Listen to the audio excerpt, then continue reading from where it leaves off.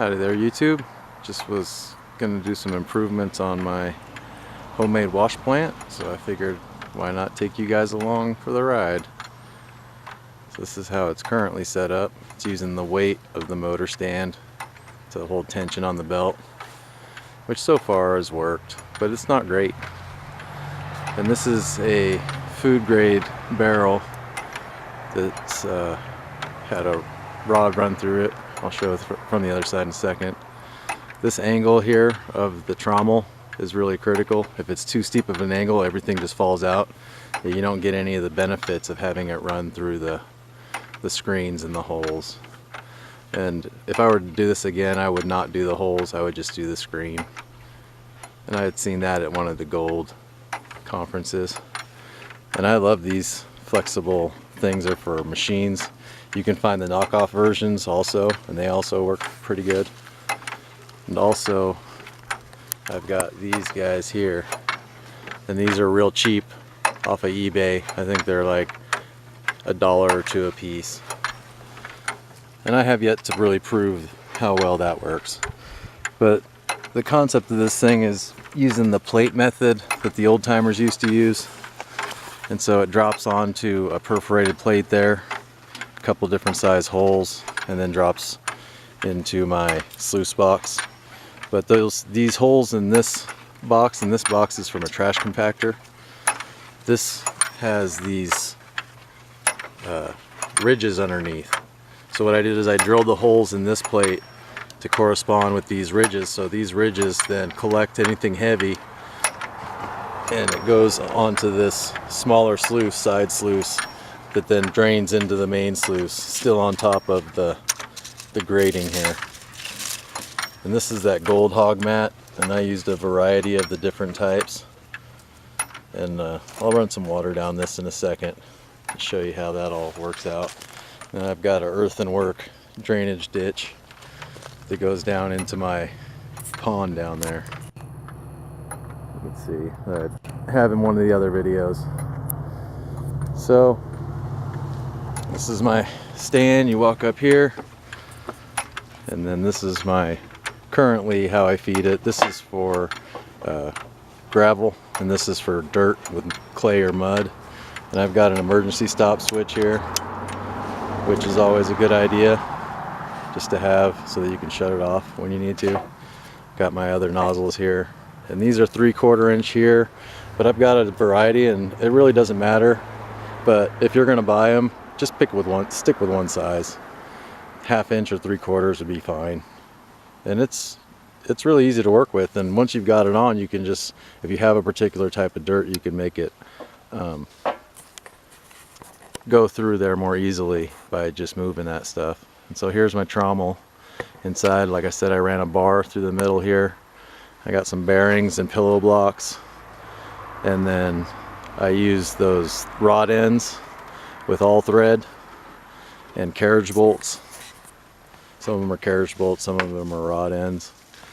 And then I fix these fins in here out of some of these plastic pieces, not quite sure what they came from. And then I actually have a flipper in the middle. I found that if I use this flipper in the middle, it breaks up some of the dirt clods a little bit better. I don't know, I might take that out as part of these improvements, we'll see. And then, so it runs down this trommel. Anything really heavy falls through onto this plate.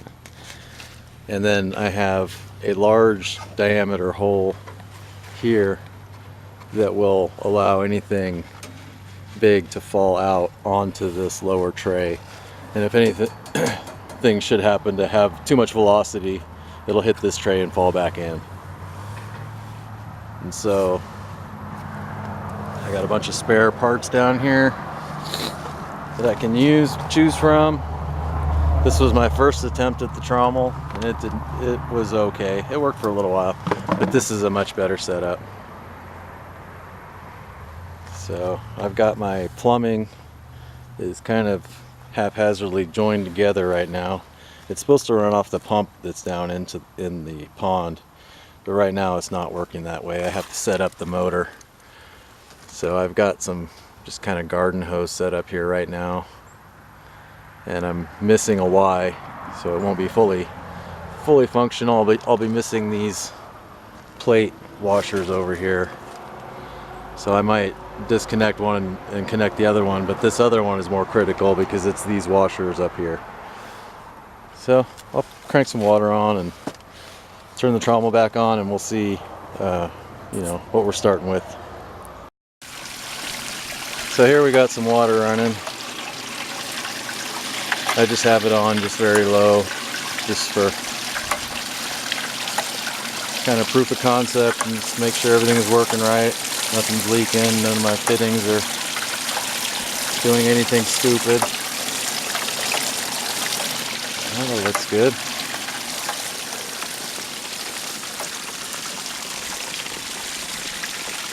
It's all working. We got something going on here. Plumbing fitting no good. I'll have to fix that. This is the first time I've used this particular plate. I used to use this giant thing that was down here. I wasn't thinking it was that efficient, but I don't know, seems to be working. We'll see. I'll run some dirt through it.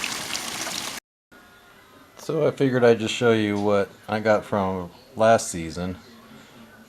This nugget I actually found on Easter. That's not part of that, but it was a really good sniper find. It was raining.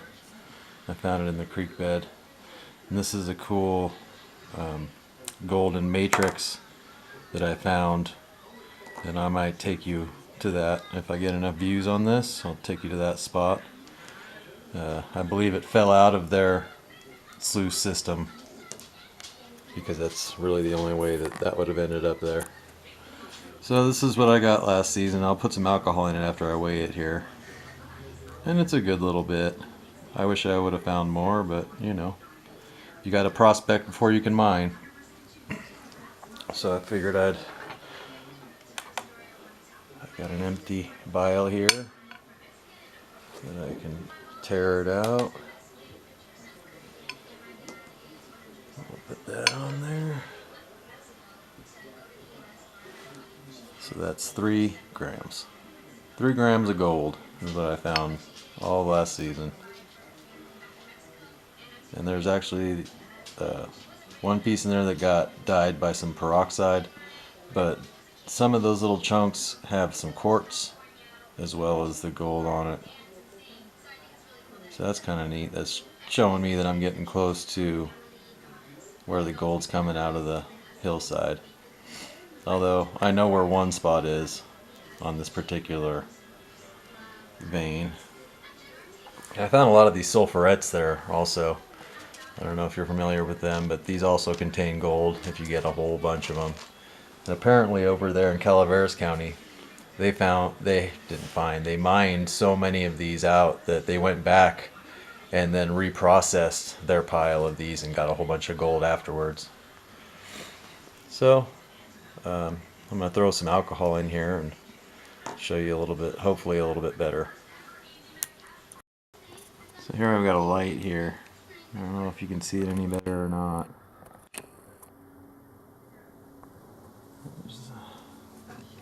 I'd really like to show you some of these more interesting pieces of gold with the quartz on them, but I'm not sure that we're going to be able to pick it up on here. So, anywho, so just to show you that the machine out previously shown can actually catch gold, there it is, there's your proof. And a lot of times you'll be panning, and you know, if you're thinking about getting into this, well, sometimes like your entire day work might not even net you that much gold, and as you can see, you can't even see it, but I assure you there's gold in that little pile of dust. That could be your whole day's work, and that might be all you find. So before you get too caught up in the gold fever part of it, just know that this right here is a whole bunch of work that was required to just harvest that little tiny bit of gold. So a couple other things I wanted to share while we're talking here are these reusable zip ties. I think their brand name is Beadle, B-E-A-D-L-E, I believe is the brand name. And these things are great for tying up plumbing or just to have around in general. You just keep There's a couple different sizes, this size and then a bigger size, and just keep a bunch in your pickup truck or what have you. So another thing that you might wonder is about these connectable tubing here. And so there's a lot more variation in the fittings you can get for the 3/4, but a lot of the 1/2 inch stuff just seems to fit a little bit better. And this is the Lockline brand. So if it's outside a long time, if you're wondering about that, this is what it ends up looking like. You can see if I move,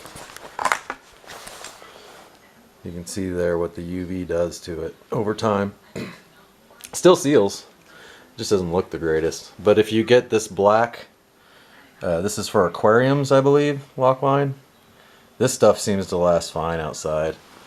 The blue has a tendency to do the same thing in the orange. The blue seems to last a little bit longer than the orange in the sunlight, but you're still going to end up getting UV damage. So if you have a preference, if you're building it from scratch, or if you know, can spend the money getting all the same kind of stuff, you might as well go with 3/4 inch black, because the end fittings for 1/2 inch, there's a limit. There's a lot more limited choices on what you can get. You can get big old spray bars, and like I said, they've got these adapter pieces here anyway, so if you wanted to go down to a 1/2 inch, if there was a fitting for a 1/2 inch that you couldn't find, like these are only in 1/2 inch, not in 3/4. So, you know, it's up to you. You plan it how you want it to end up. So, on the next episode, I'll do some modifications, and we'll actually go out and I'll show you guys, well, I'll show myself digging up some dirt, and we'll process it and see what we get. So thanks for watching, and see you next time.